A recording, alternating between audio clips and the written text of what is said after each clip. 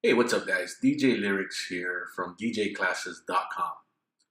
Today, what I'm going to show you is using waveforms to mix with no headphones and also being able to use the waveforms to help visually.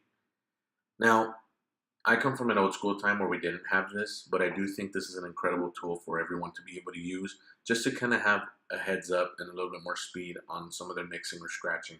Um, One thing that I want you guys to notice is we have two instrumental songs right now, but most of the music that you download, whether you're using any kind of record pool, they come in intros and outros.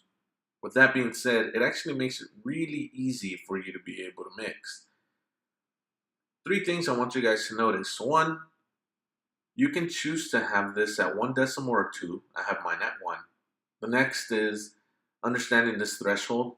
And the third one is knowing this tempo matching display.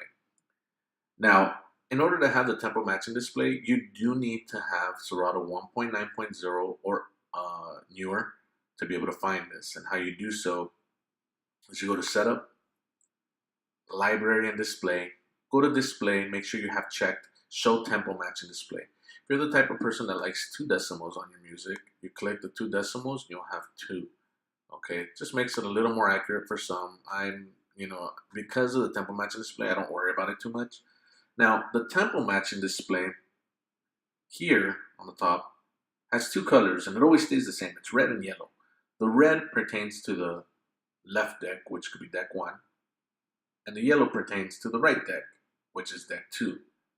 Now, that more than likely would change if you're running 4 decks, but for now we're running 2, and we're running them vertical. You can do horizontal as well if you like, over here on the left, or extended or stacked, or any other option. Now, the threshold is very important. No sound crosses under here, okay? But any moment that you cross that line, you get a sound. So that's really important for your scratching techniques or mixing because of the count, okay? Secondly, how do we get a perfect match? Well, you could visually look at the numbers, and in this case, they'll actually be somewhat accurate, but not exactly.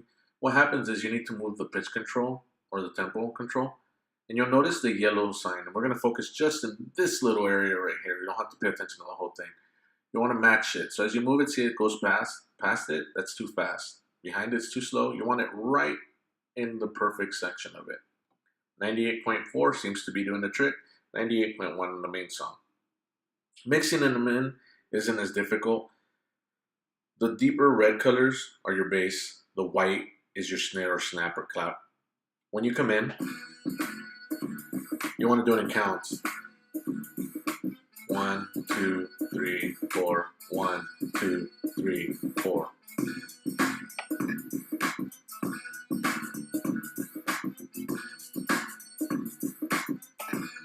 And there you have it.